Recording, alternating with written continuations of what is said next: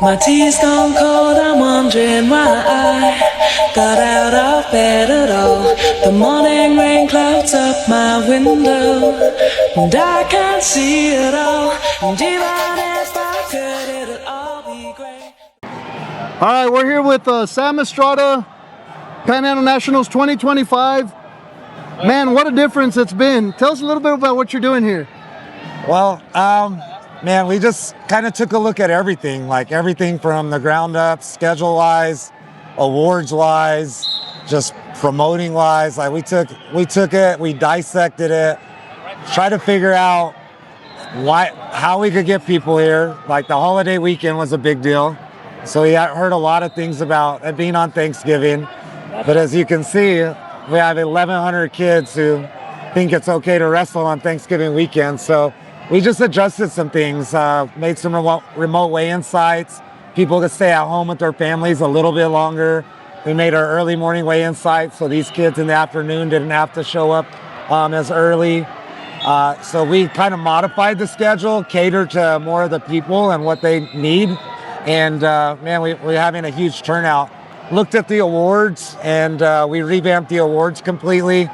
The championship belts were a hit the first year, so we've continued to do that. People love them. They're all over Instagram, Facebook, senior pictures. Like people are utilizing those awards for like everything now. So I think it's just re-looking at everything. So What's been the biggest challenges that you've seen trying to get the tournament? I know this is not where it ends. I know you're going to try to make it better every year, but what's been some of the biggest challenges you've seen so far?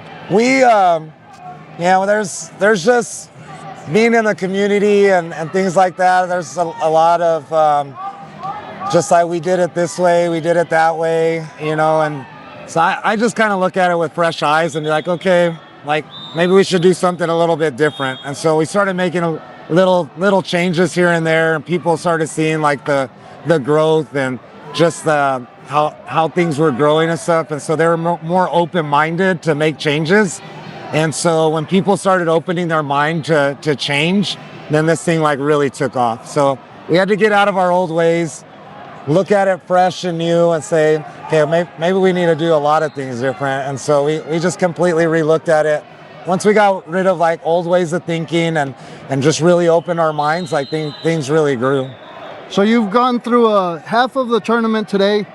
What are some changes we should expect next year? What are you going to try to do better next year? Man, I go to a lot of tournaments and I see a lot of stuff out there. Our kids travel to like Super 32, Vegas for the RMN events. They go to Tulsa's and I look at those events and I'm like, man, like we can do that, right? Like we should bring that here so our kids don't have to spend thousands of dollars going out there. And I think we hit the mark. I don't know. Absolutely. We'll see. It's been a great tournament so far. The lights, the smoke, the parade of champions. Now you're doing something special here. Tell us a little bit about the Texas Panhandle Wrestling. Man, it's no secret. Like every year, just about in the UIL side of things, we have a West Region team, top 1, top 2. From Lubbock, we had 2-time back-to-back state champions on the girls' side. We see Dumas and Randall from up north just battling it out, being in that number 1 spot. In the boys' side, countless state champions. We just recognized one of our 4-timers here out of our region, which is so impressive. Right out of the West Region, we got to recognize him. He slapped kids' hands, shook their hands, and gave back to the community and stuff. So that was cool. But yeah, Texas Panhandle Wrestling's for real, and they see it across Texas, and we're definitely a force. I wanna let everybody that doesn't know, I want to give you a little bit of props, man. You've done a heck of a job reviving Lubbock wrestling. What are you doing up there that's so special? How are you getting all these kids, programs, parents, and the community to buy in? And we moved into Lubbock, and there was a couple of clubs my kids went to. I got into it because I wanted to be able to coach my kids their last couple of years. I didn't get to coach them how I wanted to, and so I started my club. Kind of ruffled a lot of feathers, but people didn't realize kind of didn't understand what I was doing. But I just wanted to coach my kids a couple of years, and they graduated, and I just love the sport, and I love the kids, and we were blessed to have a couple more kids come in, and I was like, I'm going to coach them, and a couple more kids come in, I'm going to coach them. And so I just really looked at it from the side of like the smallest and growing them all up we're not like the Metroplex where people are like bouncing around, going club to club, and have so many like options and stuff. Like we have to home grow like every single one of our athletes. And so I thought in my head, like, how can I do that? And I was like, 4s and 5s, like the 4-year-olds and the 5-year-olds, that's where I'm going to start. And I poured a lot into them, like the 4 and 5-year-olds. And now those kids we have had some Trinity Award winners, nationally ranked kids making some noise on the high school scene, and they've gone all the way up through the system. And so I think that's what it takes. It's like an organic growth within our area, and it just keeps multiplying and multiplying. And I think people see it and they're like, well, we want to do that, or we think we could do that, and that's great, because we have more clubs in Lubbock than ever. We have more kids coming out of Lubbock than ever. We got feeder clubs going into specific high schools, which are like modeling after like the metro areas and stuff. You got the Best Train feeding into Allen, and that's always been a big one. And so I just look at things and see what other people have done to be successful, and I do them. Like I'm really not original. I can really copy people really good, and it seems to work. I just look at successful people out there and I try to do what they do. So that's one of my old wrestling coaches said. Everything he learned from Sharon Steele, the #1 wrestler in the country. So what is that? He said, you share and you steal. You share your good ideas and you steal the good ideas from other people. Yeah. There's no sense in reinventing the wheel. Exactly. But you've done a heck of a job. So here's a big question. Pan Am Nationals has gone from, historically in the past being a hard tournament to run because people didn't want to travel this way. I remember 500 entries for Pan Am Nationals, a 2-day tournament. That was just crazy stuff. Now you got a sold-out tournament. What are you going to do to accommodate more wrestlers? Because after this year, people are going to be looking and saying, that's where I want to go. So what are we going to do to accommodate everybody? Well, we grew it from, 6 to 8, from the past. And then last year was sold out at 1,000. And so I go to work in my brain all the time. I'm thinking about how to get better.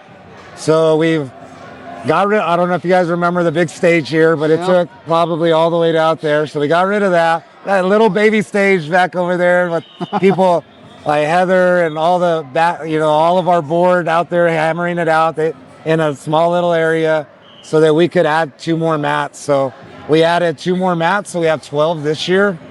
We added the final showcase and parade of champions. So we condensed it down to 1 day because that was what the feedback that we got. Like, we don't want to be over there 2 days, and that was a big thing. We got so many people saying thank you for making it 1 day, and so that was huge. But we can only fit so many mats. So the only other thing, maybe we do a division on Friday evening or something.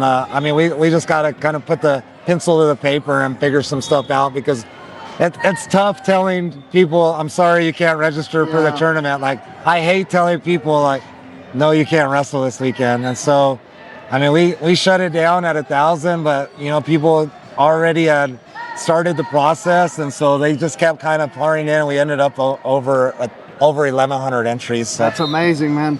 That's amazing. Well, congratulations, and man, it shows all the hard work that you poured into this region. We're happy you're doing it. Somebody needs to step up and do it. I'm glad you're doing it. Congratulations. Any last words for the people out there? No, we have an amazing support staff. Like, this is definitely not a one-man show. We have, Heather, who's our system admin and does like all kinds of stuff on the back end for us, like system-wise and just housekeeping-wise, things like that. And we've got like our board that some don't even have kids in wrestling, but they're here pouring in. And so the community here in the West region, I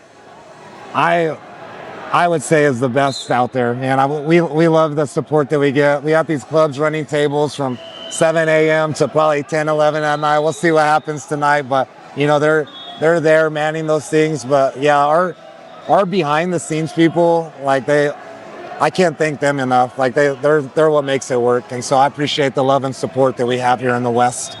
Absolutely. Well, if you didn't come this year, make sure you get signed up early next year. You don't want to miss out on a heck of a tournament. Yeah, absolutely. Another cool thing that we did was we added people really didn't take advantage of it this year, but I did like a early entry for people who placed here last year, returning state champions, JOC placers, Tulsa placers. I did an early entry for them in October. So I think more people will take advantage of that. Oh yeah, they're great. gonna take advantage of that, get the early entry, lock those spots in, and then we'll open it to the public like we did. But I think we'll see more people take advantage of that this year. That's awesome. Well, Sam, congratulations on what you're doing, and thanks from everybody in the West region and the state of Texas. Yeah, thank you. We appreciate your Yes, love sir. and support, man. We do a lot for us.